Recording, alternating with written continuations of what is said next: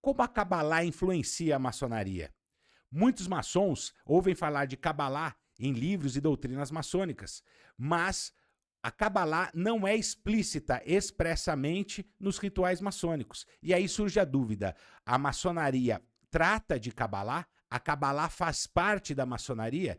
Até onde vai a maçonaria e a partir de onde começa o estudo esotérico da Cabalá?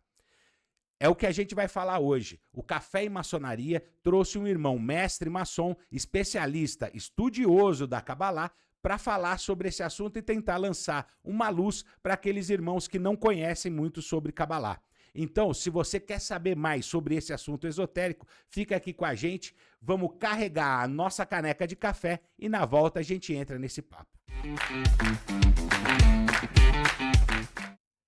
Salve, salve, salve, meus amados irmãos e amigos, sejam todos muito bem-vindos a mais um episódio do canal Café e Maçonaria, recebendo hoje a ilustre presença do irmão, mestre maçom, Anderson Marques, conhecedor e estudioso da Cabalá. Vamos falar tudo e mais um pouco sobre a Cabalá. Seja muito bem-vindo, meu irmão, pode se apresentar para todos que nos assistem. Bom, meus irmãos, muito obrigado pelo convite, chamo Anderson Marques, Francisco Anderson para quem quiser consultar, mas Anderson Marques tá bom. Estudo Cabalá faz um tempinho já, né? Faz um pouco mais de 16 anos. Sou mestre maçom da augusta e respeitável loja simbólica 8 de dezembro, aqui de Diadema, né? Vinculado ao GOB de São Paulo. Sou mestre maçom faz pouco tempo, foi agora em julho que eu fui exaltado, mas estamos aí na luta, né? E aí fazer já a primeira pergunta já. Perfeito. A pronúncia, Cabala ou Cabalá? A pronúncia correta é Cabalá, né? Línguas de origem oriental, e vai faltar alguns termos técnicos aí com relação à gramática, porque não é meu forte. Eu sou físico de formação, não em letras, então tem alguns termos que eu confundo, mas a tônica das palavras orientais, elas tendem a ser no final. Então, Cabala é Cabalá, Shekinah é Shekinah, né? Você vai sempre ter essa relação. É muito comum você ver transliterações em que tem um H no final da palavra para justamente dar essa potência, essa sílaba tônica, para mostrar que a tônica é a final, exatamente. Entendi. Né? Você tem isso também no japonês, por exemplo, também. O pessoal costuma falar das espadas japonesas katana e katana, né? E por aí vai. Então, voltando um pouquinho, irmão, o irmão falou que é do Grande Oriente do Brasil, de São Paulo. Perfeito. Aqui do município de Diadema, né? Isso. E o irmão já iniciou na maçonaria no Rito Escocês Antigo e Aceito? Já iniciou no Grande Oriente do Brasil? Sim. Eu iniciei na 8 de dezembro mesmo, lá o rito é o antigo Escocês Antigo e Aceito. Aí Entendi. Toda a minha trajetória está sendo nele. E quando você chegou na maçonaria, Cabalá já fazia parte dos seus estudos? Sim. Como eu comentei, né? Eu fui iniciado agora faz 2 anos, vou fazer 2 anos agora em novembro. E eu estudo Cabalá desde 2007, 2006, mais ou menos. E o irmão sendo físico de formação, como é que chega na Cabalá? Na verdade, Como não dá um bug? O caminho foi meio que o inverso, né? Eu estudo as dadas ciências ocultas aí já há mais de 20 anos, né? Então, comecei com astrologia, tarô e por aí vai. Caí na Cabalá por conta do tarô, né? Você tem ali uma relação. E a física foi uma questão... Pô, preciso me formar. Sempre quis fazer engenharia por causa do trabalho e falei, não quero ser engenheiro. Tipo, fui assistir uma aula de física, curti, passei no vestibular da Federal de São Paulo e fui fazer, né? E aí foi onde começou meus conflitos, porque o conceito hermético ali eu já tinha, né? Então eu já sabia fazer alguns questionamentos.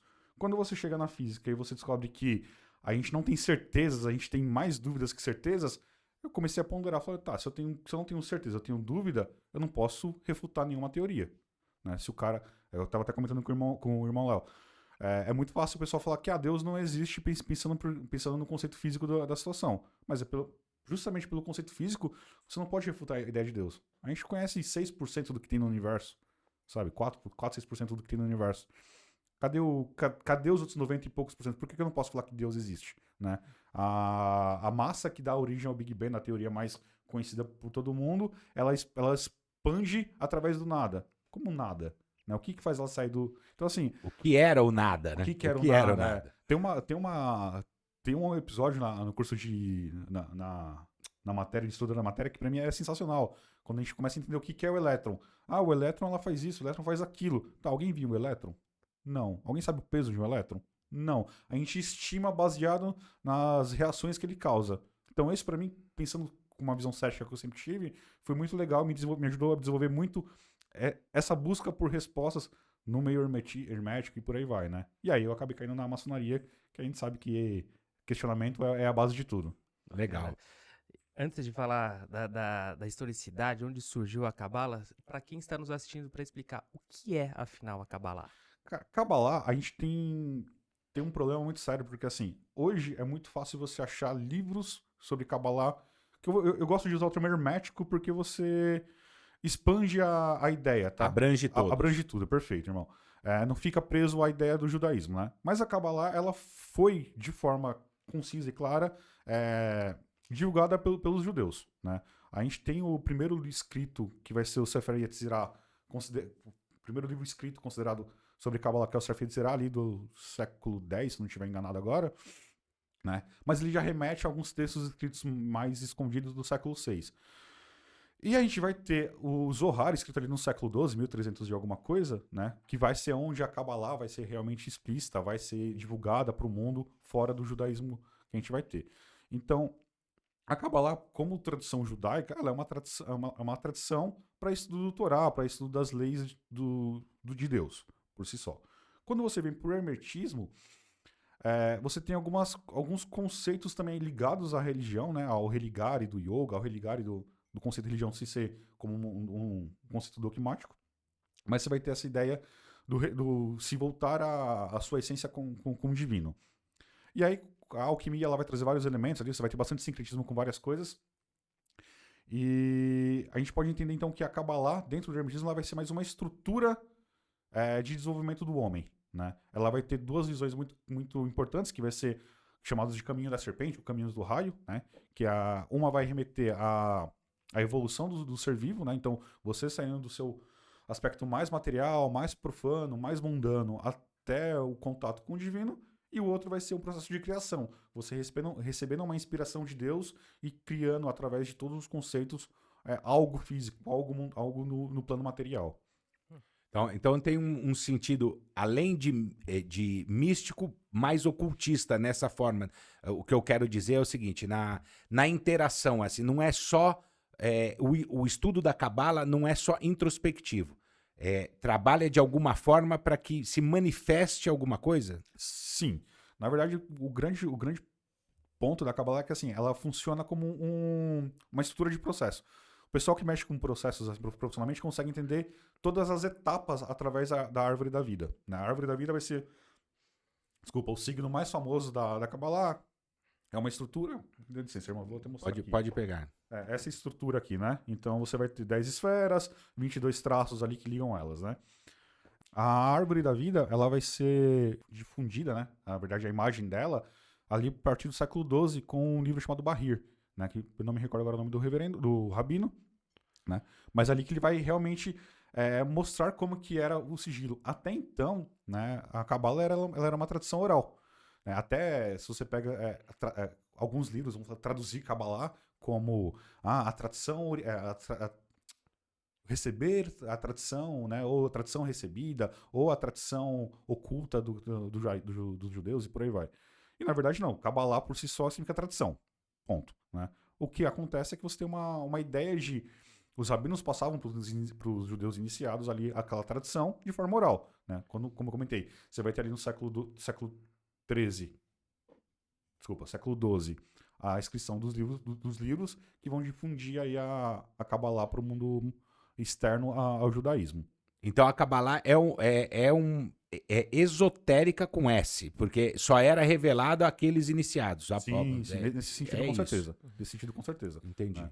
Mas hoje você, por exemplo, se você chegar numa livraria, em uma parte de autoajuda, você vai ter lá a Cabalá da harmonia, a Cabalá do dinheiro, a Cabalá de qualquer coisa. Interpretações modernas, né? Não modernas, sim, mas o que eu quero dizer assim, elas estão erradas? Nem 100%, porque como a Cabalá ela vai ter essa ideia de processo de criação, o cara ele consegue, claro, com o charlatanismo que a gente sabe que existe nesses livros, não todos, por favor, mas em alguns livros de autoajuda, né? O cara acaba falando mais do mesmo, acaba batendo muita coisa. Né? Então, ali você tem uma ideia do divino que se expande através do brainstorming, e aí você começa a definir formas. Então, são todos processos que fazem sentido na manifestação da árvore da vida ali. Bom, como toda tradição esotérica, a Cabala também vai então expandir, né? Vai ter vários movimentos, várias formas de estudar, vários autores que vão dar uma direção um pouco diferente da tradicional. Vai acontecer isso também. Com certeza, com certeza. Então, a maior propagação que você vai ter sobre Kabbalah no mundo ocidental, propriamente dito, vai ser através de um livro chamado Kabbalah Desvelada, né? O Kabbalah Desnudada em algumas traduções.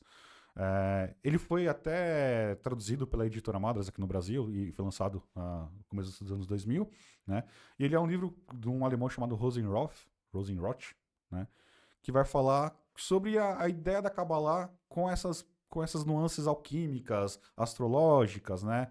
Trazendo a ideia de elementos e tudo mais. No final ali, no século XIX ali mais ou menos, o MacGregor Matters, que é o fundador da ordem esotérica da Golden Dawn, ele vai fazer o quê? Ordem hermética da Golden Dawn, o que ele vai fazer? Ele vai pegar a Kabbalah, vai pegar esses ensinamentos que o Rosenhoff fez e vai jogar uma temática egípcia, criar uma série de rituais e criar a Golden Dawn. A Golden Dawn ela vai ser a principal propagadora do ensinamento da Kabbalah, né? Porque você vai ter ali ordens menores, né? Não menores não em qualidade, mas menores em tamanho, né? Ou de divulgação por si só. Mas vai ter ordens menores que vão utilizar também desse material, né? Ou materiais parelhos, mas não vão ter essa expressividade que a gente vai ter com a Golden Dawn. Por quê? Eu não gosto de falar muito, mas a Golden Dawn ela ficou famosa por causa do Crowley. Né? O Crowley, lá quando ele descobre que o grande segredo é o alfabeto hebraico, ele joga tudo pro alto, vai fazer a pesquisa dele, cria a ordem dele, dá de bandeja todos os ensinamentos e a gente tem aí depois essa divulgação de todos os rituais da Golden Dawn aí aberto, né? Inclusive eu até trouxe o livro do Regardia aqui que faz essa explanação de tudo da ordem, né? E, aliás, isso é um outro tema muito interessante aí para quem não conhece, procurar saber um pouquinho sobre a ordem Golden Dawn, o envolvimento do Crowley com a ordem, né, que ele depois foi iniciado no círculo interno, né, a pedido e tal, e depois realmente funda uma outra ordem com... Bom, ele tem a história dele, né? O pessoal procurar saber. Então, mas procurem saber porque é interessante, porque tem muita gente que confunde. A Golden Dawn tem uma estrutura muito parecida com a maçonaria, né? Sim. Então, tem muita gente que confunde, acha que a Golden Dawn até era um rito maçônico. Não é isso, é uma ordem, é uma outra ordem independente e tal. Mas a Golden Dawn também acaba introduzindo na maçonaria que a gente vai conhecer a partir do século XX, vai introduzir esses elementos mais místicos, esotéricos, muita coisa do oriental, né? Muita coisa tratada pela teosofia da Blavatsky, vai ser incluído tudo nesse mesmo caldeirão, né? Todo esse tempero vai ser dado e vai ser introduzido na maçonaria. Tem muita gente que não entende o porquê que a maçonaria tem isso, né? Por causa dessas influências, né? Não, e é bom notar também, Jean, que assim... quem fazia parte dessas ordens eram as pessoas de um nível social ali específico. Então, era muito comum elas transitarem entre ordens, né? O próprio... Martinez de Pasquale. Martinez de Pasquale, obrigado. Ele era maçom, ele era martinista, ele tinha esses contatos todos envolvidos ali que vai, né, criar toda essa mítica da maçonaria, né? Tem essa. Então, outras ordens, né? É que o martinismo vem não é do Martinez de Pasquale, né? É do Saint Martin, que era o discípulo do Martinez de Pasquale. Mas é verdade, é isso, é verdade. Mas é outra história interessante, porque a partir do Martinez de Pasquale que cria a ordem dos Helicoen, né? Helicoen. Tem um nome maior, mas não vou me lembrar agora. Mas ele cria a ordem dos Helicoen e dois expoentes, seguidores dele, né? Um deles é o... Pasquale? O Pasquale é o que cria. O Saint Martin. E o outro é o Jean-Baptiste de Villermoz, que depois vai criar o rito escocês retificado a partir da estrita observância templária e tal. Então, o que eu quero dizer com isso é que todo esse caldo como você falou, tá transitando nas ordens, né? Sim. Esses ensinamentos estão transitando nas ordens. Tudo bem que a gente tá falando lá de Pasquali é 1780, já o Aleister Crowley já é século XX, né? Sim. Mas tudo isso tá temperando a maçonaria. Então a gente vai encontrar isso. Agora eu vou voltar só um pouquinho, só para ver se ficou claro. Tá. Na verdade, a base é com os judeus. Só que tem muito, assim, por exemplo, judeus ortodoxos que não praticam a Kabbalah. Na verdade, eles até têm uma certa animosidade, digamos assim, como outras crenças religiosas também. Pesquisando aí pela internet, Uhum. fala que os judeus, eles estudam, assim, os ortodoxos têm a Torá, que é o livro Pentateuco, quem está falando do cristianismo, que são os 5 primeiros livros da Bíblia. Pode-se falar que a Kabbalah já tinha essa pré-existência desde lá de trás? Desde esses livros? Sim, não, tranquilo, entendi. Na verdade, assim, a Kabbalah, a ideia é que a Kabbalah, ela vai estudar, ela foi criada, talvez não seja a melhor palavra, mas assim, ela foi desenvolvida para fazer o estudo do Torá, né? A Kabbalah, basicamente, o que a gente pode falar que é o livro da Kabbalah é o Zohar. O Zohar é tido como a Kabbalah escrita, né, assim, de forma mais clara falando, né? Porque antes era uma tradição oral. Oral, exatamente. E já existia, não é que Já ela existia. é criada no século XII. Não, né? não. Ela passa a ser escrita, né? Tipo, eu não vou me lembrar agora o nome do rabino, mas ele pega e fala assim, cara, isso daqui dá pra gente escrever, tipo, sintetizar, porque qual que era o grande problema? Eram os rabinos mais velhos que tinham informação. E a gente sabe, a informação vai morrendo, a informação vai se perdendo, né? Ela fica contando com a memória daquele ancião ali que tá passando. Se eu passo a escrever, se eu passo a deixar numa forma mais fácil de passar para as gerações futuras, isso daí eu ganho uma notoriedade, né? Então, por exemplo, o Zohar, ele é a explicação da Kabbalah por um rabino específico, né? Não é que ela... Claro, que aí o cara, ele chegou num grau de conhecimento ali, sacerdócio e tudo mais, né? Que o pessoal, que os rabinos vão respeitar, mas até então é a visão dele, particular dele, passando para o discípulo, né?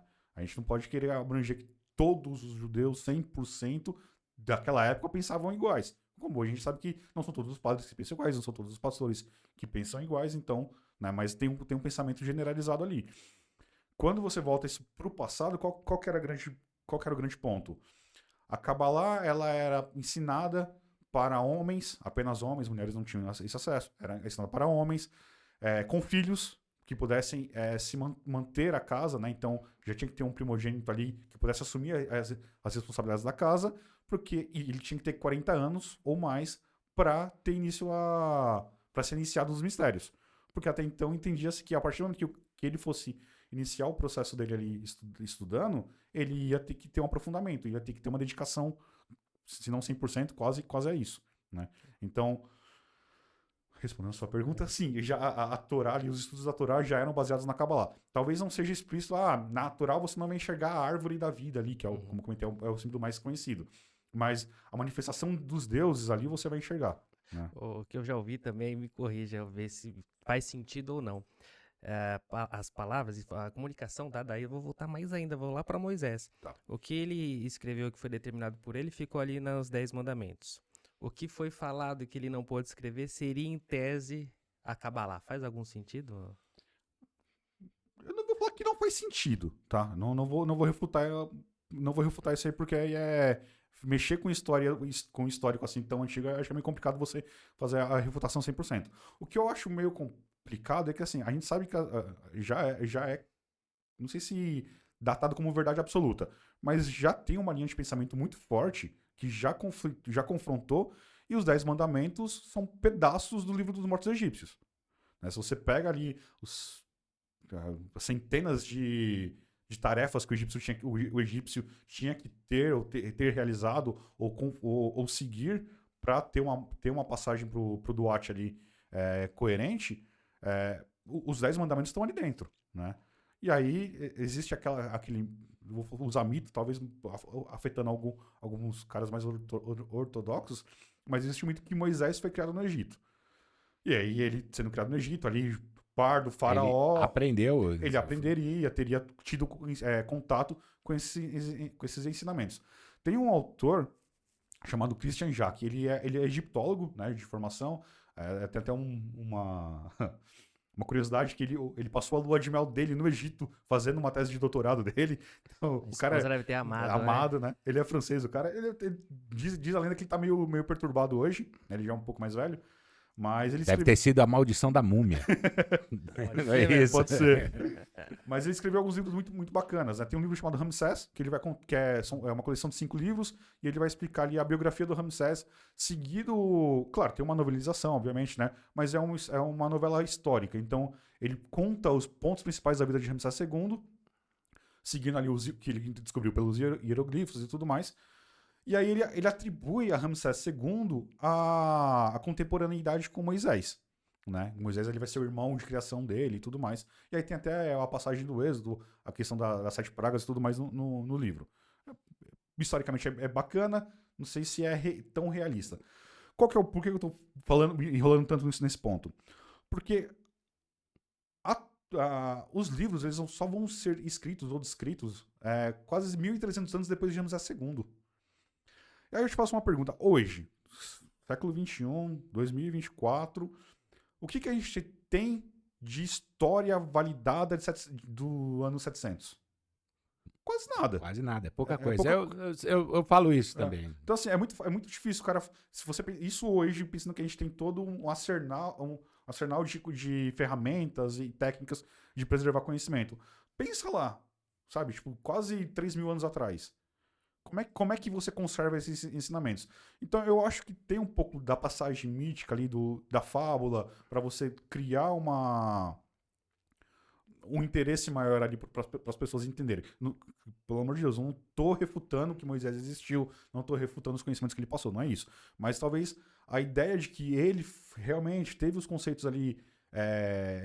Que ele foi criado como um faraó, talvez não seja verdade. Ou se foi, talvez não pelo Ramsés II.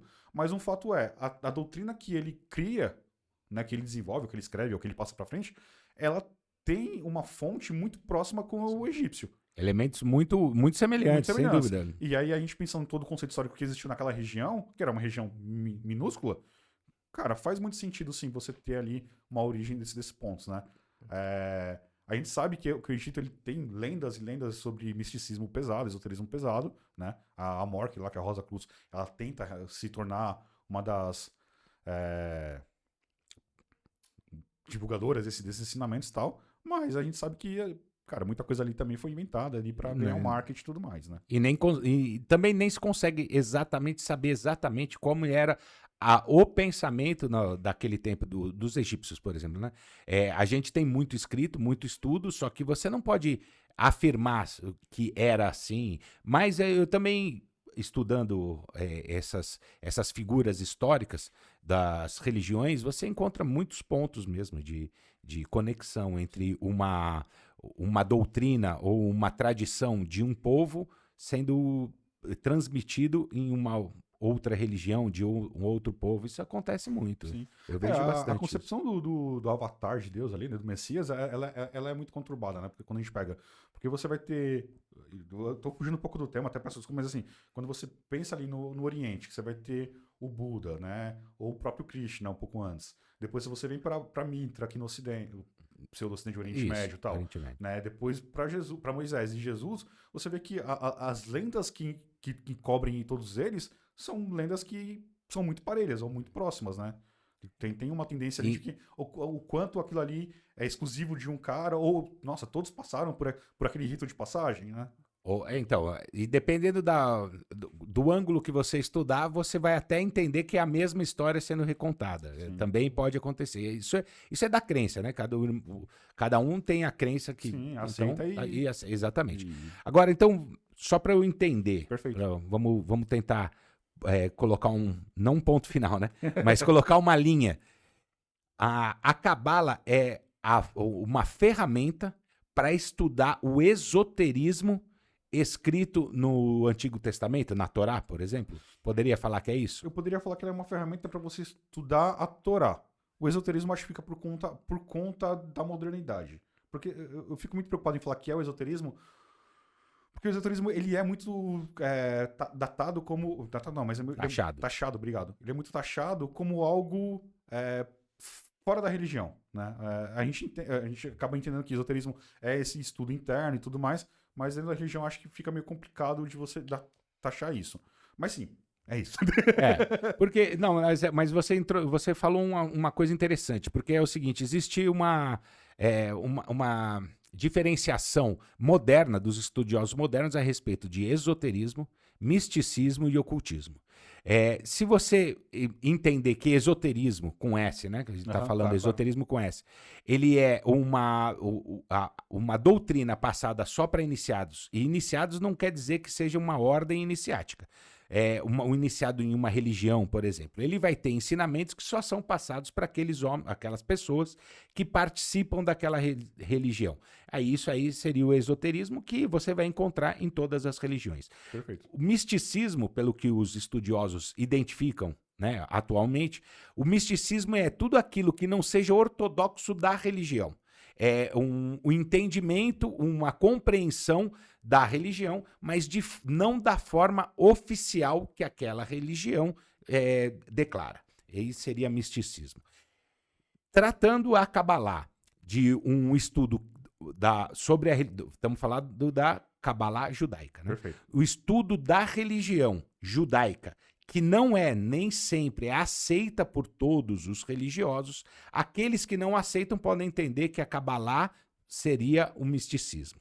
Aqueles que aceitam a Cabalá como uma doutrina válida não entendem que é misticismo. Eu cairia no esoterismo, como você mencionou. Eu tô certo Perfeito. nisso. Concordo plenamente. Tá. Então eu acredito que dá pra gente entender dessa forma.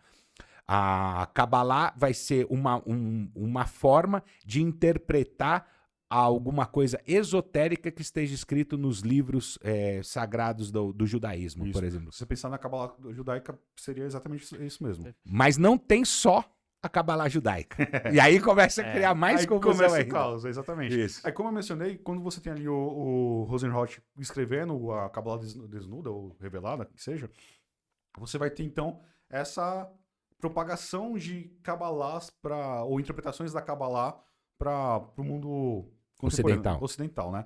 Qual que é o ponto? Você tem ali na alquimia do século XVI muitos elementos que já eram aderidos ali pelo misticismo ou pelos esoterismos ali de algumas religiões ou de algumas crenças.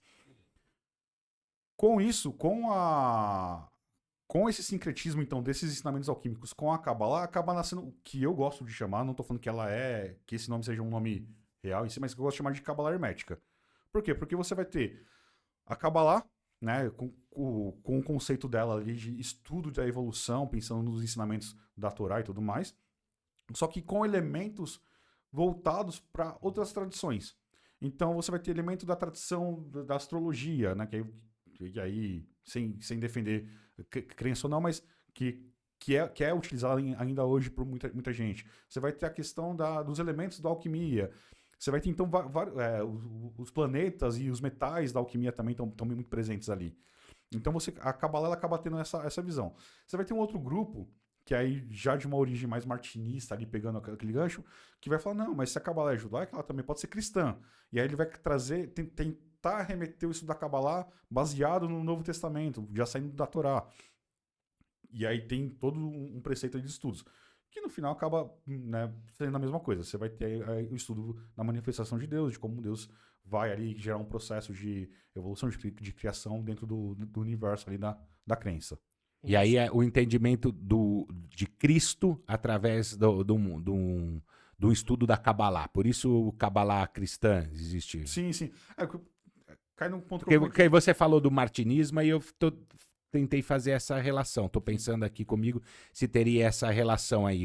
Porque assim, também não sou nenhum conhecedor de martinismo e tal, mas todas essas ordens que surgiram a partir desses conceitos, que eu identifico no século XVII e XVIII, do hermetismo, né? Muita coisa da alquimia que foi estudada e tal, eles chegam a uma conclusão de que a história tá seguindo. Então, do mesmo jeito que você pode interpretar esotericamente os ensinamentos de Moisés, você vai conseguir interpretar os ensinamentos de Cristo.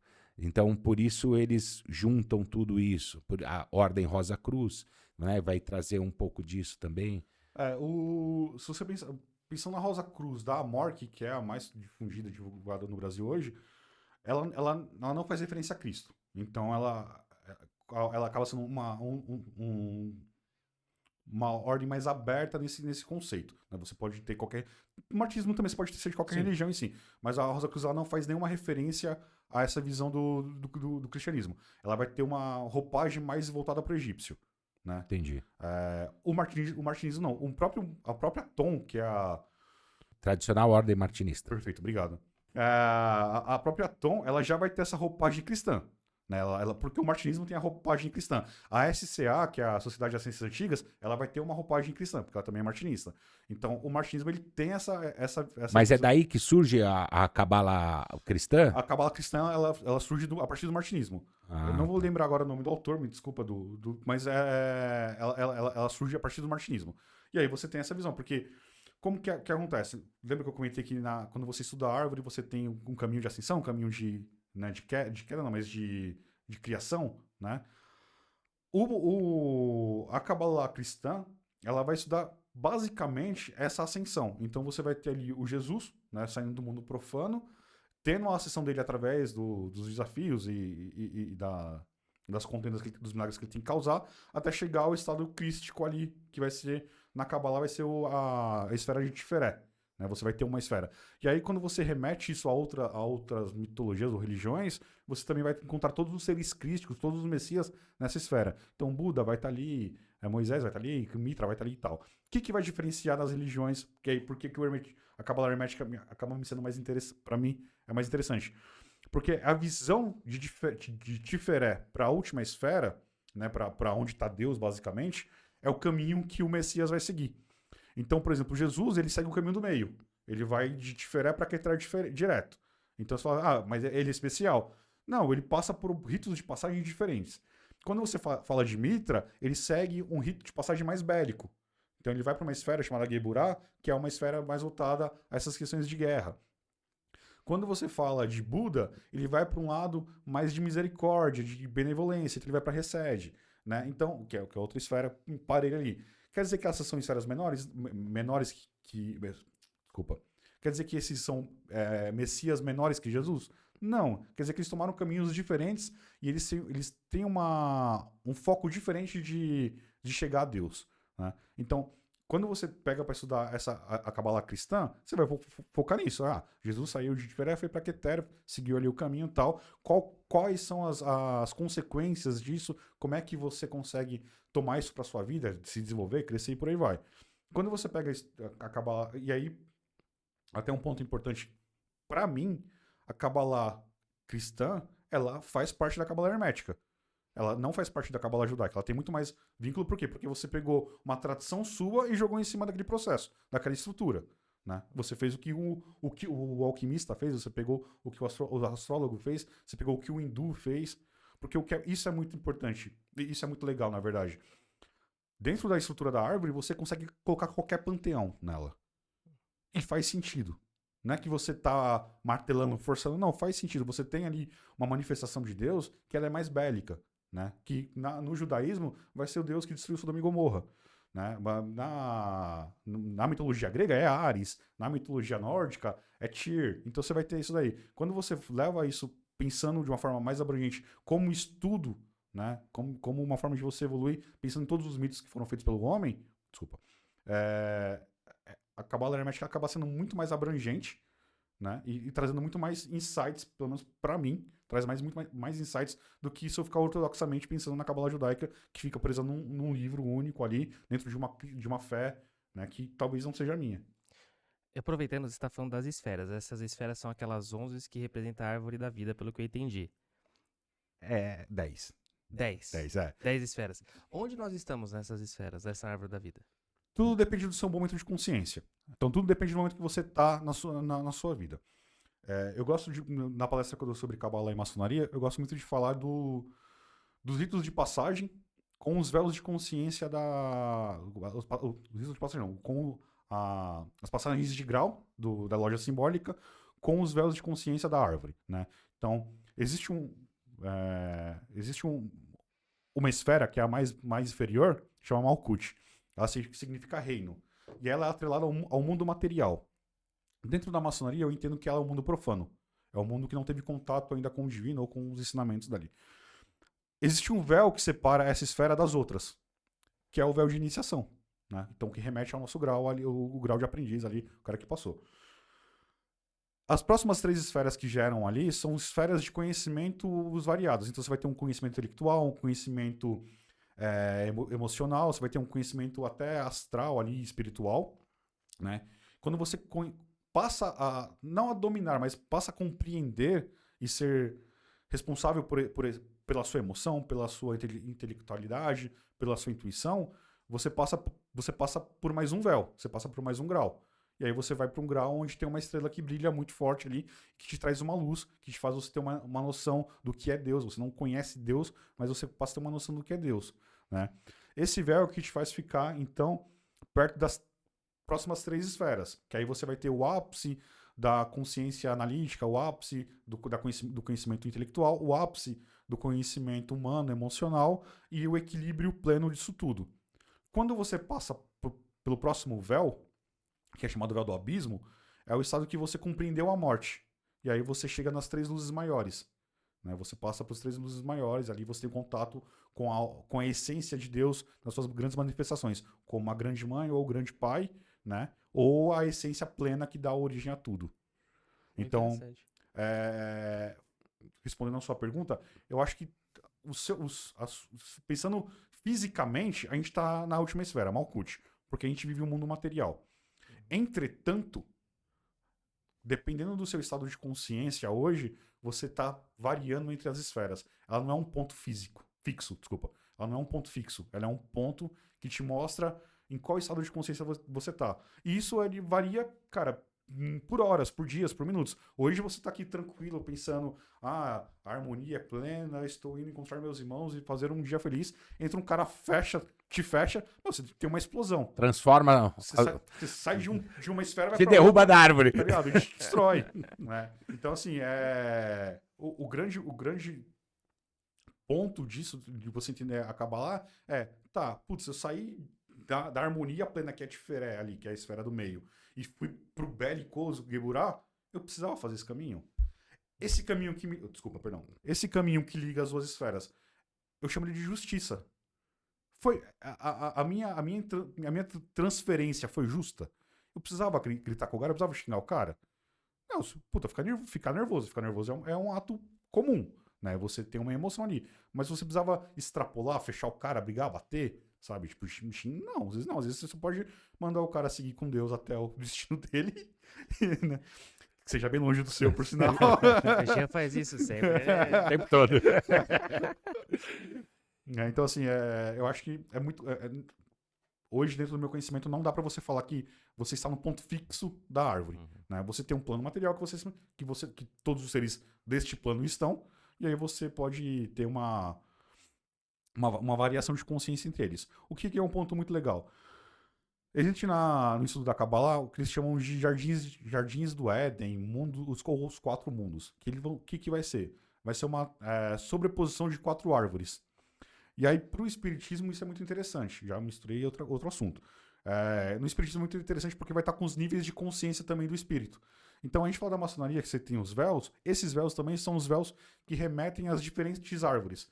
Então, a primeira árvore é a árvore mais animal, mais animalesca, que você vive pelos instintos humanos. Então, você vai querer comer, você vai querer beber, você vai querer procriar, né? Isso você não quer morrer, né? Então, é o instinto de sobrevivência. Quando você passa pelo primeiro véu, você sabe que existe alguma coisa além de não morrer. Pô, eu posso construir alguma coisa, eu posso confiar e viver em conjunto com outras pessoas. Desculpa, gente. Eu sei que existe alguma coisa que afeta a minha vida, que eu não sei o que é ainda, mas que afeta a minha vida me traz alguma aspiração diferenciada. Conforme você passa o próximo véu, que você chega a um nível, você entende que cara, existe muito mais do que isso, né? Esse plano aqui, ele é um plano que me traz subsídios para eu ter algo maior, crescer em algo maior, ser alguém maior, melhor por si só. Então você tem esses níveis de consciência também espirituais dentro da árvore, né? Dessas quatro árvores. E como que elas remetem na árvore principal, naquele desenho mais basicão? Elas se sobrepõem. O véu é a diferença entre elas. Foi muito interessante que você falou a respeito aí dos graus da maçonaria com esse subir nessa árvore, né, da vida, a árvore da Sefirot. Achei muito interessante. Você explicou bem a relação. Será que é nessa relação, por exemplo, quem está estudando a maçonaria e de repente vê a Cabala, vê que tem a Cabalá, vê que tem essa relação, será que é aí que eles começam a confundir, achando que a Cabalá é base da maçonaria ou que a Cabalá é uma das matérias da maçonaria? Você acha que pode ser por isso? Eu acho que pode sim ter um envolvimento externo. Você ter esses... Assim, vamos lá, vamos do começo. Qual que é o grande ponto? A maçonaria ela teve aquele invólucro de mistério, ordem iniciática, então eu acho que as pessoas que tentam estudar um pouco de hermetismo, elas tendem a se sentir interessadas pela maçonaria como um todo. E aí sim, né, você pega lá, por exemplo, o livro do Elia Júnior, lá, o 100 instruções de aprendiz. Cara, lá o cara ele destrói um monte de assunto da ordem. Beleza. Ele faz alguma revelação secreta? Nenhuma. Mas ele destrói um monte de assunto. Aí o cara que estuda Kabbalah e fala: ah, isso daqui tá na Kabbalah. Ah, isso daqui faz sentido. Ah, isso daqui tem a ver com astrologia. Ah, isso daqui tem a ver com não sei o quê. Então o cara começa a entender que existem assuntos que se encontram, né? Então eu acho que, sim, faz sentido o cara que é externo, né? O profano, por assim dizer. Ele fala assim: ah, a maçonaria estuda Kabbalah. Pro cara que já tá iniciado, eu acho que é um pouco mais subjetivo, né? Como você mencionou no início, a maçonaria, pelo menos no GOB, vamos falar do Grande Oriente do Brasil. No escocês antigo e aceito e no adoniramita, como você mencionou, não faz nenhuma referência a Kabbalah dentro das nossas instruções, dos rituais e tudo mais, né? Então o cara não vai entender. Não, referência, você estudar referência até faz. O que ele não faz é explicitamente. Quando eu falo referência, desculpa, eu falo assim, tipo, isso daqui é a árvore da vida. Expresso, não tá expresso. Não é, né? O ponto é, você vai ter uma movimentação dentro do templo que vai remeter alguma coisa com a árvore. Você vai ter alguns cargos ali que vão remeter alguma coisa com a árvore. Então existe sim, muito entrosamento dos ensinamentos. Aí eu posso estar sendo um pouco ortodoxo, talvez, ou conservador, mas assim, para mim fica muito claro que as tradições dessas ordens iniciáticas desde o século XVIII para cá, elas tendem a pegar o que foi dito sobre Kabbalah, sobre alquimia, sobre tudo que é ensinamento, e que foi o que a gente falou um pouco antes, e fazer um panelaço ali, juntar tudo e colocar dentro dos ensinamentos. Porque é isso que a gente tá vendo, assim, ela não é por mais que ela tenha sido propagada e difundida lá por um povo, ela não trata somente assuntos de um povo, ela é abrangente como um todo, né? Entendi.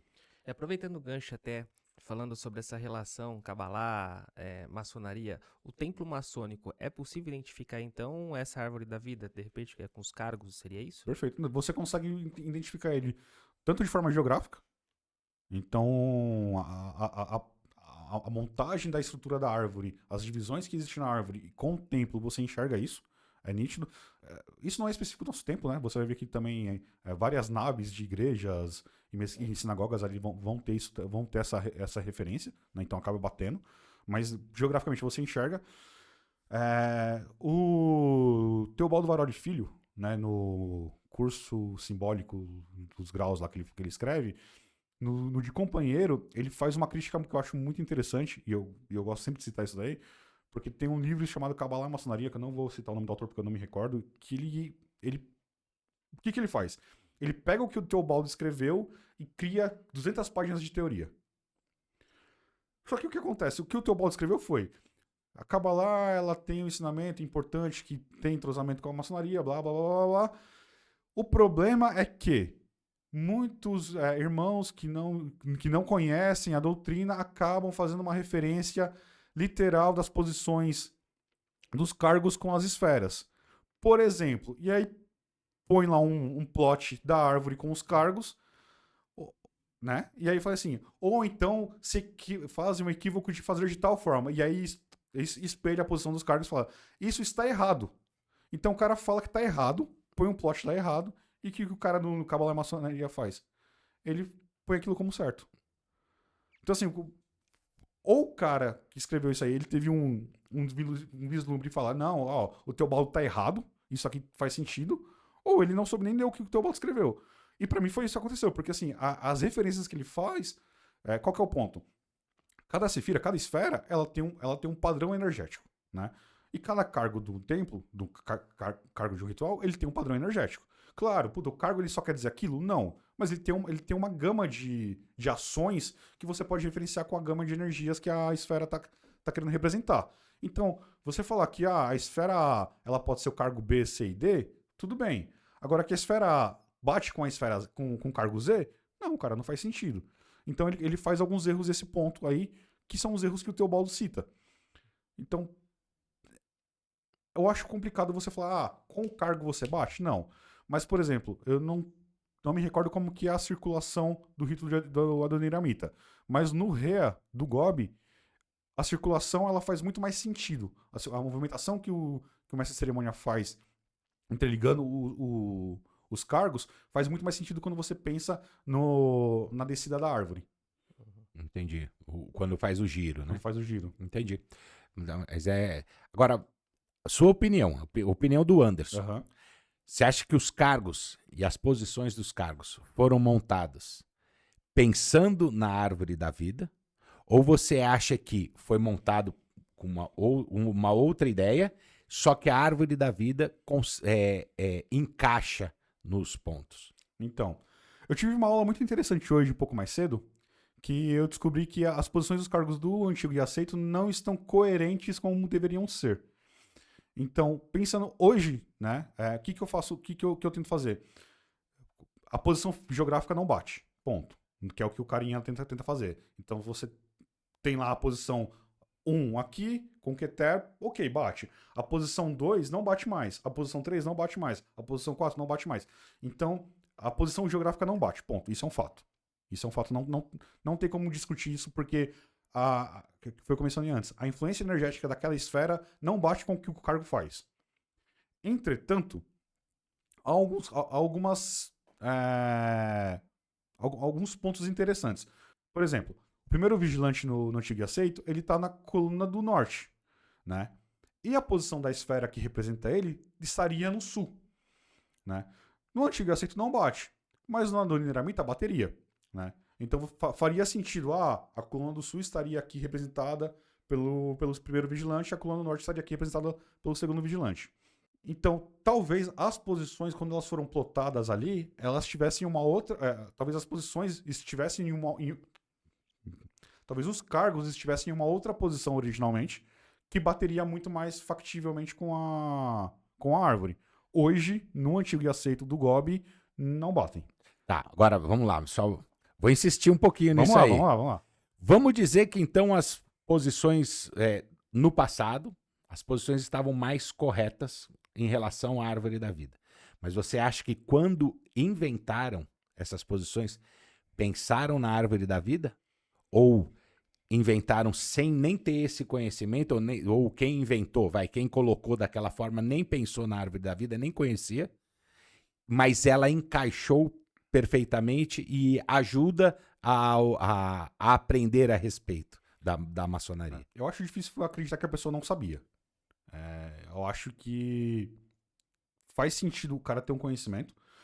E aí tem um ponto que é importante assim. Por mais que a posição não estivesse perfeitamente colocada ali, né? Mas o caso do primeiro vigilante mesmo, ele é muito importante. É muito simbólico para mim, porque assim, a posição, o lado que ele se posiciona faz muita diferença, né? Então faria sim sentido que o cara estivesse, que o cara que quando ele montou, primeiro vigilante no norte, segundo vigilante no sul e venerável mestre no oriente, ele forma um triângulo. Esse triângulo é representado na árvore, né? Talvez não na posição geográfica, tipo início aqui, final aqui e tal, né? Em uma outra escala. Mas a posição estaria ali factível, referenciada e tudo mais. Então, eu acho que nesse ponto, sim. Talvez as escalas das árvores ou das posições tivessem em outras posições. Em outras escalas. Eu acho que escala é uma palavra certa. Né? Então, você teria o primeiro triângulo ali numa escala maior, o segundo triângulo e o terceiro triângulo numa escala um pouco menor. Mas, por exemplo, o guardião interno, como o Yesod, que é a esfera da lua, que é a penúltima esfera ali, ele faz muito sentido. Porque o arquétipo de Yesod é um guerreiro que protege o lago da lua. Entendeu? Então, assim, é muito complicado você falar, puta, o cara colocou o guardião ali de qualquer jeito. Sem querer. Entendi. Entendeu? Pensando em templo, a princípio, os templos maçônicos, em tese, segue ali o templo que foi, pelo menos eu tô falando das colunas agora, tá? Se eu pegar da Bíblia e voltar lá no passado, eu vou falar Templo de Salomão. É possível pensar que essa árvore da vida, vindo como uma manifestação de Deus, se encaixaria perfeitamente no Templo de Salomão como consta na Bíblia? O que ele quis dizer é o seguinte, Salomão, quando ele construiu o Exato. templo, ele estava pensando na árvore. Afinal, a manifestação divina que já estava vindo de Moisés. Cara, não sei te responder. A gente queria explicar as coisas, acho que a gente tá deixando mais difícil, né, meu pessoal? Não, entender. assim, se eu tivesse que apostar, eu acho que faria sentido. Porque existe uma coisa muito simplória dentro de uma divisão do templo, que pra mim faz muito sentido. A divisão do Oriente, pra mim, né, ou do sagrado ali da igreja que for, mas a divisão do Oriente, ele é muito significativo pra mim quando você olha pra árvore. Pra baixo, cara, é até uma confusão, velho. Mas pra cima não, pra cima é bem especificado. E aí eu vou... Enfim, tem uma prática chamada Sefirah HaOmer. O que acontece? Pouco antes da Páscoa judaica lá, são 49 dias, o que os judeus fazem? Eles pegam e fazem uma meditação sobre uma esfera específica. Então, primeiro dia do Sefirah HaOmer, o que eles pegam? Eles pegam Resed, que é a quarta esfera, no caso essa esfera aqui, a quarta esfera. Então eles pegam Resed e falam, como que funciona Resed em Resed? Resed em Resed funciona... misericórdia na misericórdia. Funciona assim, assim, assado. Eu entendo isso, isso e isso. Então ele tem um dia de meditação sobre isso. Segundo dia, como que é Geburah em Resed? Então como que é a esfera bélica dentro da esfera da misericórdia? Então o que é a misericórdia bélica? E aí vai. Tiferé em Resed, Netzah em Resed, blá blá blá, até Malkut em Resed. Então, o que é a misericórdia no reino, né? No mundo profano, no mundo físico? Beleza. Entendeu? 7 dias, uma semana estudando Resed por esses 7 aspectos. Segunda semana, Geburah. Então, como que é Resed em Geburah? E vai até... E aí, no final de 49 dias, você entendeu tudo abaixo do Oriente. Tudo abaixo do abismo. Você racionalizou tudo que existe do mundo palpável pra gente. Mundo material. Não, mas eu acho, além do material, mas é o palpável. Porque assim, uma ideia é palpável. Por mais que você não tenha... Palpável não necessariamente tátil. Tá. Mas ela é palpável. Você consegue pensar, você consegue explicar pra mim o que você tá pensando, o que você tá achando, o que você quer, o que você sentiu, né? Você consegue especificar. Quando você vai pro Oriente ali, após o abismo, que você só entende depois que você sobrepuja a ideia da morte... Né, que é o grande ápice ali das 3 supremas ali, das 3 esferas, que é a divisão do Oriente por si só, a gente não consegue explicar, porque muito interno. Você consegue explicar o que você sente quando você está numa situação, numa cerimônia, um ritual, que nome que você quiser dar com o seu divino, com o que você entende muito como difícil Deus. Explicar. É seu, entende? É teu isso. Tá errado? Não, é teu, acabou. Né? Às vezes o cara, ele sente Deus fazendo uma doação num asilo. Às vezes o cara sente Deus na igreja. Às vezes o cara sente Deus em casa. Tá tudo certo. Cada um tem a sua forma de sentir Deus ali. Mas você não consegue explicar ou você não consegue passar pro outro. Agora, quando eu falo pra você, puta, cara, o cara me fechou, senti uma raiva da porra. Você consegue entender o que é uma raiva da porra por alguém te fechar? Entendi. Entendeu? Então, essa divisão, pra mim, ela é muito clara. Quando você pensa em Oriente, quando você pensa em Ocidente. Com o Norte e Sul e tudo mais... Pensando no templo, faz muito sentido pra mim. Puta, ali as 3, cara, tão intocáveis, ninguém mexe nela. É o sagrado. O sagrado tá intocado. Pra baixo, puta, se eu quero pôr o cargo A no lugar do cargo B, no lugar do cargo C, cara, eu justifico depois de alguma forma. Entendi. Então, por isso, talvez o Templo de Salomão, como a gente estava falando, foi sim pensado a respeito disso, porque ele divide realmente o Santo dos Santos. E que nem é todo mundo que pode acessar o Exatamente. Santo dos Santos e tal. Dentro do rito escocês antigo aceito tem as colunas zodiacais. E a astrologia da Kabbalah com essa questão? Não das bate. colunas? Não bate. Não bate. Até porque as colunas zodiacais, elas vão estar ligadas, no ré, elas estão ligadas à questão do trópico. Pelo menos deveriam estar, né? Quando você tem ali o norte e o sul ali, você vai ter os trópicos que limitam quais constelações você consegue enxergar. Né? Lembrando que a gente tem o Equador no meio do templo, né? Aí cada coluna ali um trópico e aí as colunas zodiacais ali representando eles. Entendi. Então não faz, não bate. Não bate. Então não é daí que vem as colunas. As colunas zodiacais. Você produziu uma palestra para ministrar em loja. E não só agora, desde quando é companheiro você faz essa palestra. Explica um pouquinho pra gente como é que é essa palestra, como surgiu essa ideia de fazer e como é que é o feedback das lojas. Quando você dá essa palestra, o que mais os irmãos querem saber e como que é o feedback? Conta pra gente um pouquinho. Não, essa palestra, assim, como eu mencionei, eu estudo Kabbalah há mais tempo que eu sou maçom. Né? Então, quando eu entrei na loja, que eu comecei a ver circulação, que eu comecei a ver alguns pontos que eu falei, tá ali. Tá ali, né? E eu percebi que os irmãos da minha loja não tinham esse conhecimento. Eu fiz um trabalho ali como aprendiz, fiz o trabalho de aprendiz, apresentei, recebi os feedbacks de alguns mestres e tal. E aí eu falei, beleza, tá aqui.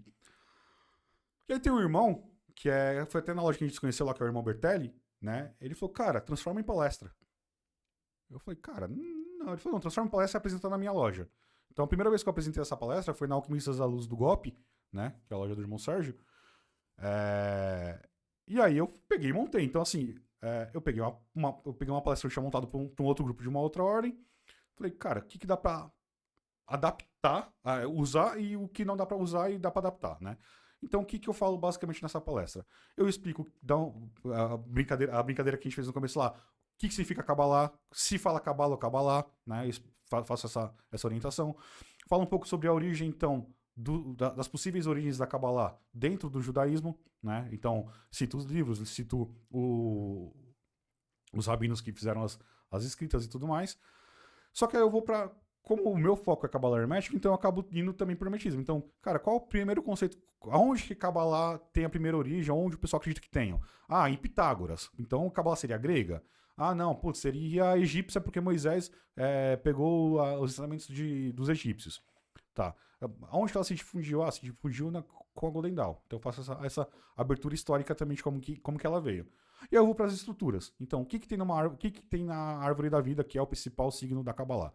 A árvore ela tem os pilares, ela tem os véus de consciência negativa ou de não existência, né? Ela tem as esferas, ela tem os caminhos. Faço um resumo de tudo isso. E aí eu vou pro ponto que é o que a loja gosta, que é tá aí na maçonaria, onde que tá, né? Então eu faço como a gente discutiu um pouco mais cedo, eu faço a apresentação plotando a árvore sobre o templo, né? Então, olha, no templo ela funciona assim. Bate com os cargos? Não, mas ela funciona assim. Então, como que ela bate? Aí eu mostro a circulação. Olha, na circulação do antigo e aceito, é assim, assim, assado. Bate com os cargos? Alguns, não todos. Por quê? Porque, ó, disso. E aí vai pra uma brincadeira. Tá, se entende que o cargo, que Keter representa que cargo? Eu acho que Keter representa tal cargo por conta disso. E aí traz a discussão pros irmãos. Não fica uma coisa tão monótona de eu falar, Keter representa a luz primordial. Os irmãos participam, né? Eu faço questão dos irmãos participarem, porque até então, pro conhecimento fixar, você precisa saber o que você está falando, né? Questionando.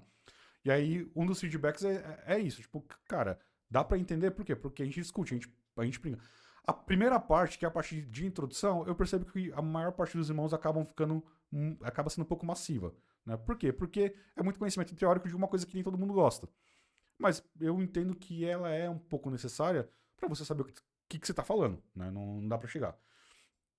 A palestra está em revisão. Eu vou tentar diminuir essa parte, aumentar a parte para só maçônica. Mas tem que manter essa parte da história. Eu sempre falo, a maçonaria também você só vai entender se você entender o pensamento do século XVII, do século XVIII. Se você não entender como eles viviam, ou da onde surgiram essas ideias, você não vai conseguir compreender. Não pega, né? Não, eu concordo com o irmão. Né? Então, é esse trabalho que eu tô hoje. Tipo, como é que eu consigo deixar menos pesado a questão histórica, a questão intrínseca só da Kabbalah e trazer mais a maçonaria para dentro dela, né? Hoje eu acho que tá num equilíbrio bacana, né?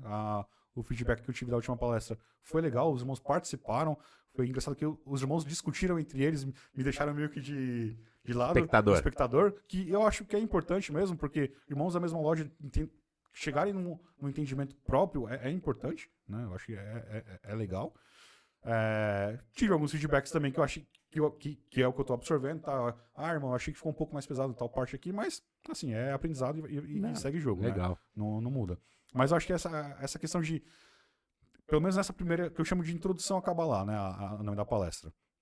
A ideia de entender a questão dos cargos, eu acho que é a parte mais importante, porque é dia a dia da loja, né? Então, cara, por que você precisa ter 7 mestres para abrir a loja? Cara, tá aqui, ó. Na árvore explica por que precisa de 7. Você consegue entender isso, né? Entendi. De forma simbólica e tudo mais, mas você consegue entender. Legal. Vou fazer uma pergunta aqui, mais de ordem pessoal. Claro. O Anderson, antes do estudo da Kabbalah, e o Anderson de hoje, o que você traz, o que você pode passar para os irmãos, até quem está nos assistindo, maçom ou não, que pode ter a mensagem, por que ele quer aprender ainda mais, ou iniciar o aprendizado dentro da Kabbalah? Então, assim, estudar Kabbalah para mim me mostrou, então, que eu consigo ser mais lógico, ser mais racional, consigo entender melhor as coisas, me instiga uma necessidade de buscar mais, né? E me ensinou a ser mais tolerante. Quando você começa a estudar a árvore e você começa a ver que, cara, tudo faz parte da mesma coisa, né? Como eu comentei lá um pouco mais cedo. Cara, eu consigo pegar uma esfera e falar que ela é Ogum, que ela é Tyr, que ela é Skanda, que ela é Ares, que ela é Marte, que ela é Mitra. Pô, tô falando 6 religiões. Né? Ou 6 mitologias, se você quiser. São Jorge. Puta, pois cristianismo fudeu o rolê. Cara, mito, né? Tá aqui. E esses 7 princípios é a mesma coisa? Cara, por que eu vou ser intolerante com a crença de alguém? Por que eu vou ser intolerante com alguém que às vezes não chegou no ponto de querer romper a própria limitação dela? Então, assim, eu me tornei mais tolerante. Sou um cara ainda um pouquinho mais nervoso do que eu gostaria de ser e tal, mas isso já melhorou bastante. Né? E eu acho que essa sede de querer entender as coisas, de buscar. Então, assim, se você quer estudar Kabbalah, entenda que você vai ter que estudar. Nada vai cair de mão beijada. Sabe? Vai ter que ler. Vai ter que reler. Cara, putz, a situação do meu livrinho, cara, tá ligado? Tipo, o bichinho tá... Eu já li, acho, umas 4, 5 vezes, sabe? É um livro básico, de introdução e tal, mas que, cara, putz, olha, eu não lembrava disso. Ou, putz, olha, eu não tinha visto por essa ótica. Porque a gente tá evoluindo, né? Então, a nossa passagem por esse plano aqui, por essa terra, por esse mundo que seja, a gente hoje é diferente, mesmo se você não tiver nenhum estudo místico, esotérico, religioso, que for, você está evoluindo como ser humano, né? Pode não estar evoluindo para uma coisa que você queira ou para uma coisa que seja boa, mas você está evoluindo, você está absorvendo mais aprendizado. E aí você rever alguns conceitos com visões diferentes, eu acho que é importante. Então, me tornou uma pessoa com mais sede de conhecimento. Mais ainda. Mais sede de conhecimento. E você já foi atrás dela buscando conhecimento. Já me despertou um boguezinho a mais. Bom. E esses livros você indica? Sim, cara, eu trouxe 4 para mostrar para vocês, pensando numa sequência meio lógica, tá? O primeiro que eu trouxe foi o Kabbalah Mística, que é o da John Fortune. A John Fortune foi contemporânea do Crowley na vida. Na Golden Dawn, ela, se não tiver enganado, ela entra depois que o Crowley sai, né? Cara, ela tem uma cacetada de livros escritos sobre Kabbalah e outros temas herméticos, por aí vai. Só que o que eu gosto muito nela, desse livro dela? Porque ela faz dois momentos de estudo. Ela explica o que é Kabbalah por um conceito dela. Ela tem uma visão muito cristã, né? A gente tá falando de uma mulher na década de 40, então, assim, que ainda vivia numa sociedade inglesa bem ortodoxa e tal. Então, ela tem alguns conceitos cristãos que eu acho que dá pra gente relevar hoje em dia.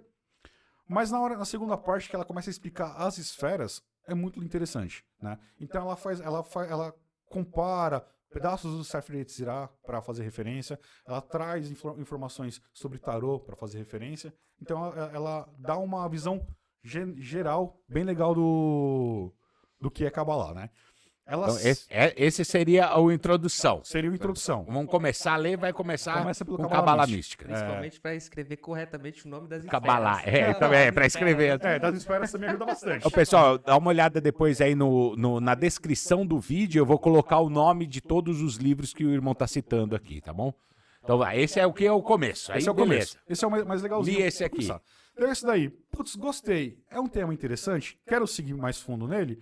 Aí eu pegaria esse Kabbalah Prática do Charles Fielding. O que esse cara aqui faz? Fala, cara, deixa de ser preguiçoso. Você tem acesso a um monte de informação para você conseguir dados sobre a esfera, sobre a Sefira. Tinha nem Google ainda. Não tinha nem Google. Então, assim, entende o que é a esfera, vai estudar. E ele ensina passo a passo de como você meditar em cada esfera. Então, em cada caminho, né? Porque a gente vai ter os caminhos de Tosh, que são os 22 traços, e você vai ter as esferas. E aí as esferas a gente vai também simbolizar como caminhos, porque para você sair de Malkuth e chegar em Keter, você passa por 33 degraus. Fica a dica. E aí então ele faz isso aí, tipo, ele dá vou usar uma palavra bonita, um overview de como você meditar ou pesquisar sobre aquela esfera, como você usar aquele caminho na sua evolução. Certo. E aí? Aqui é o intermediário. Aqui é para você se... Esse daqui é quero praticar. Certo. Quero praticar alguma coisa. Tá. O da Golden Dawn, ele é o cara que vai ser... O que acontece com esse livro aqui? Esse cara aqui não é só sobre Kabbalah. Deixa eu deixar claro, tá? Isso aqui, o que o Rigardier faz? Quando ele trai a Golden Dawn e vai com o Crowley para Astro Argento, ele fala, é conhecimento, quero ganhar dinheiro, e ele começa a escrever o livro. Você falou do Argento, o pessoal conhece como a Ordem da Estrela de Prata. Isso, perfeito. Isso. Aquela que foi criada pelo Crowley. E aí ele vai pra lá e fala, cara, vou escrever tudo que eu sei que é isso. E ele escreve a Golden Dawn. Então aqui você vai ter sobre os rituais da Golden Dawn, você vai ter sobre os cargos da Golden Dawn, você vai ter sobre a vestimenta, blá blá, e você vai ter a parte legal da Kabbalah. E o cara vai falar assim, ele vai explicar os caminhos, ele vai explicar as esferas, ele vai dar talvez uma aprofundada um pouco sobre alguns temas. Para você que tá usando o do Kabbalah Prática, cara, o que tem Keter mesmo? O que tem em Malkuth mesmo? Você vai aqui, procura Keter em Malkuth, você já vai ter uma seleção de informações, né, de elementos para você estudar. Interessante. Então ele acaba sendo mais um livro de pesquisa, para pesquisa, do que propriamente dito para uma leitura batidona, assim, né? Entendi. A John e o Charles, você pega e lê direto. Esse daí você pode ler e tal. Vai ser uma enciclopédia para você fazer consulta. Perfeito, enciclopédia. É o termo correto. Legal. Né? Legal. Aí estágio avançado. E é assim, o que acontece? Quando a gente começa a estudar Kabbalah, você fala, nossa, Kabbalah é bonito, Kabbalah é legal, Kabbalah fala de Deus. Só que Kabbalah, a gente vai ter um segundo ponto, que é a Árvore da Morte. E o que acontece? Existe um grupo, não, existe uma ordem, não, grupo não, existe uma ordem chamada Dragon Rouge, é uma ordem sueca, se eu não estiver enganado, que os caras começaram, eles não foram, eles criaram, né, existe a questão da Árvore da Morte já na árvore judaica, que vão ser os aspectos negativos de cada esfera. Então, se você tem hoje uma Sefirah, né, que é o termo para esfera, você vai ter uma Clifa, né? Se você tem um caminho de Tote, você vai ter um caminho de Set. Então, é o lado obscuro da árvore da vida. E aí, qual que é o grande ponto desse livro aqui, né? Chama Kabbalah Draconiana. O autor, ele é brasileiro, né, chama Adriano Camargo. Ele foi irmão, ou ele é irmão, eu não sei mais como que tá a situação dele, mas eu sei que na época que ele escreveu, ele estava adormecido. E ele é membro, ou era membro da Dragon Rouge, e aí ele escreveu esse livro. O que ele faz? Ele fala assim, olha, legal, você quer estudar o caminho lá de Keter. Bacana, o Keter é bonito, Keter é a luz, é a plena. Só que Keter, ele também tem a antítese dele. E a antítese dele diz isso, é isso, simboliza isso e faz isso. Por que você está estudando isso aí? Porque para você aprender a se defender do mal, você precisa conhecer o mal. Né? Então, na concepção deles, e é uma concepção minha que eu concordo também. Então, assim, não é que você vai usar os caminhos para você navegar pelo mar do mal e se tornar mal. As trevas. Mas, cara, olha, existe o mal no mundo. né? Existe o deformado, existe o caos, existe o espúrio, né? Existe o errado. Você precisa entender o que é errado, né? Então, o que o Adriano traz nesse livro é isso. Ele fala assim, olha, existe o caminho A e existe a antítese do caminho A. Você conheceu, você entendeu. Cara, se eu estiver agindo de uma forma que não mais refere ao caminho da árvore da vida, quer dizer que eu estou andando no caminho da árvore da morte. Eu quero andar por esse caminho? É uma escolha tua. Puta, não quero. O que eu preciso fazer? Eu preciso voltar. Então é você conhecer por onde você está andando. E aí tem tem um conceito que é muito, muito interessante, porque o Adriano ele tem uma pegada meio luciferiana, tal, não sei das quantas. E ele fala assim, quando pensando lá no mito de Adão e Eva, quando Eva come o fruto do conhecimento, é o fruto do conhecimento. Não é o fruto do conhecimento do bem. É o fruto do conhecimento. Do bem e do mal, inclusive. E do mal. Tá escrito. Né? Então, assim, se é o fruto do conhecimento do bem e do mal, por que a gente vai se remeter a ficar preso numa coisa só? E aí ele faz esse ponto. E aí, porque eu falei das 11, que são 10 esferas e não 11. Porque no abismo, né? Posso pegar só o vídeo para te mostrar? No abismo, você vai ter essa esfera. Que não é uma esfera. Ela é chamada de não-sefira. Chamada At, que é conhecimento. E quem estuda Cabala Draconiana, quem estuda Clifa, né, o Os Clifford, entende que para você conseguir estudar por elas, você precisa necessariamente ter sobrepujado ou ter entendido as 7 esferas e você entra no abismo para entender as Cliffords. Então, você pode começar a mexer hoje. Hoje, porque você livre para você fazer o que você quiser. Só que você vai estar metendo pé numa lama que você não vai saber sair dela depois. Entendi. Então esse aqui, a Cabala Draconiana, isso aqui é super avançado. Super avançado. Vai com calma, vai com calma. Legal. Mas é bem interessante. No da John Fortune, ela cita as clifas em 4 páginas, se não estiver enganado. 3, 4 páginas. Né? Então ela fala um pouco sobre a Árvore da Morte, bem sucintamente. E aí o do Adriano ele faz a abertura dos caminhos. Não quero estudar a clifa, quero só estudar a parte da Árvore da Luz. O livro do Adriano é muito bom também. Tá? Não tô fazendo merchan dele não, mas é porque a forma que ele escreve é uma forma que atende todo mundo hoje. A gente tá falando do cara que escreveu agora em 2000, né? Então a linguagem dele é uma linguagem mais fácil pra gente entender, né? Isso é importante. Quando a gente vai estudar, eu sempre falo isso para os irmãos aprendizes, companheiros, sempre falo isso. Quando a gente vai estudar alguma matéria que a gente não domina, a gente tem que conhecer os livros clássicos, né? Os livros do passado, mas é melhor a gente começar com alguém mais contemporâneo, porque a linguagem mais contemporânea, a gente, acostumado com ela, a gente entende melhor, né? Então, você tem razão nessa indicação. Irmão, foi sensacional esse papo aqui. A gente botou fogo na cabeça do pessoal que está assistindo aí, mas é legal porque assim dá vontade dos caras aprenderem mais. E é isso que a gente quer, né? Estudar o que achar que deve. Claro. Sensacional. E, irmão, agora é o seguinte, estamos chegando aqui no final. Perfeito. Você tem essa palestra, como é que faz para os irmãos entrarem em contato com você, para você levar a palestra na loja deles? Você faz isso ou não faz? Na verdade, não existe nenhum canal oficial, né? Se algum irmão você tem um Instagram? Tem o Instagram, que eu não sei como que funciona. Aí é difícil. Porque, cara, eu sou um cara que... Eu sou meio que... Não que eu seja contra, não, mas assim, eu evito rede social. O tempo que eu gasto na rede social, eu gasto... Nossa, vai ser muito coxinha agora, velho. Mas eu prefiro gastar lendo, ou estudando, ou assistindo alguma coisa que me agrega, né? Entendi. Passar com a minha mulher, que seja. Eu evito muito rede social. O WhatsApp tem tal. Se alguém quiser, eu posso deixar um e-mail, né? Então vamos fazer assim, você deixa o e-mail ou a forma como você quer contactar, a gente coloca na descrição do vídeo. Perfeito, eu deixo o e-mail mais de boa. E agora, irmão, é o seguinte, no final aqui a gente sempre faz isso. A sua câmera é aquela ali atrás, você dá o seu recado, manda um abraço, dá lembranças para os irmãos lá da sua loja. Se quiser fechar algum ponto que você achou que ficou aberto, né? Costurar alguma ponta que ficou solta, fica à vontade. Não. Aquela lá é a sua câmera. Estufar o peito aqui, né? Bom, irmãos, como eu comentei, eu sou da 8 de dezembro, o Oriente de Diadema, né? Então, se algum irmão tiver interesse, a gente se reúne às quartas-feiras, às 20 horas, na rua Marechal Deodoro 101, né? Quem quiser ficar à vontade para ir lá. É uma loja do GOB, São Paulo, então precisa ser reconhecido pelo GOB, né? O irmão, infelizmente, algumas potências não são, né?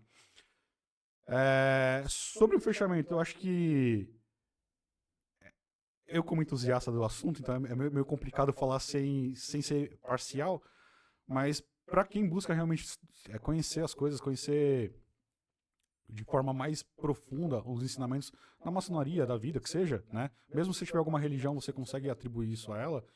A Kabbalah é um assunto muito, muito bacana, né? Acho que ela te dá essa margem de crescimento.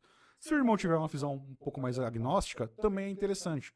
Porque, como eu comentei no começo, você consegue ter essa concepção de processos indiferentes a uma religião específica, ao nome de um Deus. Você consegue trazer isso para o seu dia a dia, né? Então você consegue transformar num processo de criação ou de desenvolvimento que seja, baseado nas suas crenças, nas suas ideias. Então estudem, se for de interesse, obviamente, mas é bem interessante. Quero fazer só um adendo, que o irmão comentou sobre estudar livros contemporâneos e não se perder nos clássicos. Existem 2 livros muito, muito citados, que é o do Papi, que eu não me recordo agora, acho que é Kabbalah Teórica, alguma coisa assim. Papi que ele tá falando é o que vocês conhecem como papos. Papos, exatamente. E o Dogma e Ritual de Alta Magia do Eliphas Levi. Não comecem por eles, porque vocês vão se frustrar, vão achar chato, vai ser maçante, com certeza, porque eles escrevem de uma forma maçante, porque eles estão escrevendo pra galera da época deles.